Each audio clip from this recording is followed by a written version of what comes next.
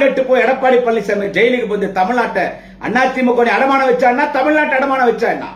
எம்ஜிஆர் துவக்கட கட்சி, மறைந்த அம்மையார் செல்வி ஜெயலலிதா கட்டி காப்பாத்த கட்சி கொண்டு போய் வச்சு அடமானம். அவன் என்ன பேசுறான் பாரியா? பாஜக தலைமையிலே ஆட்சி அமைக்குமா, பாஜக கூட்டணி ஆட்சி அமைக்குமா? எடப்பாடி பழனிசாமி என்ன சொல்ற? அப்படி பாஜகவோட கூட்டணி, ஆனா ஆட்சி அமைக்கிறது தனிப்பெருமை. அதிமுக ஆட்சி அமைப்போம், அதிமுக தான் அமைச்சர்கள், கூட்டணி ஆட்சி எல்லாம் கிடையாது. உக்கால நீங்க எதிர்கட்சி வரப்போதுன்னு வச்சுக்கோ, ஆளுங்கட்சி திமுக தான், எதிர்கட்சி திமுக தான். அமித்ஷா என்ன சொல்றாரு? பாஜக கூட்டணி ஆட்சி அமைக்கும். அப்போ பிஜேபி தான் எடப்பாடி கூப்பிட்டு 30-40 சீட்டு கொடுன்னு உங்களுக்கு கொடுத்தா கூட வாங்கிக்குவாங்க. அவனுக்கு கணக்கு என்ன தெரியுமா? 2026 தேர்தல்ல ஆட்சிக்கு வரமாட்டோன்றதெல்லாம் தெரியும். 2026 தேர்தலில் இவங்களெல்லாம் பிளாக்மெயில் பண்ணி 2 பார்ட்டி க்ளோஸ் பண்ணிட்டு அந்த 2 பார்ட்டி இவனுக்கு கேப்சர் பண்றது ஐடியா.